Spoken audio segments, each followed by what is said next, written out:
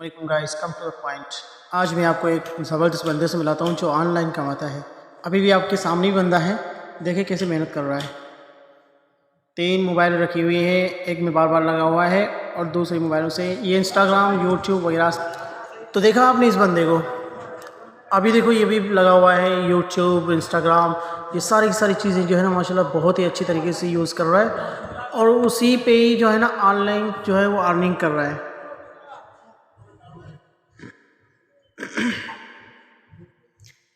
देखो हाथ का भी माशाल्लाह बहुत फास्ट है।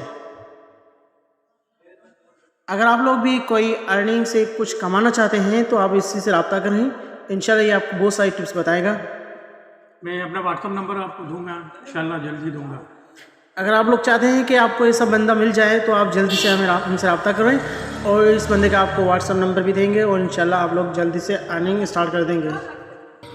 आपने देखा ये तीनों मोबाइल देखो काम में लगे हुए हैं, तो ऐसा बंदा ही हमें चाहिए। अगर आप लोगों को भी ऐसी बंदे की तलाश है तो आप आ जाए, हमारे साथ रब्ता करें, हम आपको ऐसे बहुत ही अच्छे बंदे से मुलाकात करवाएंगे इंशाल्लाह।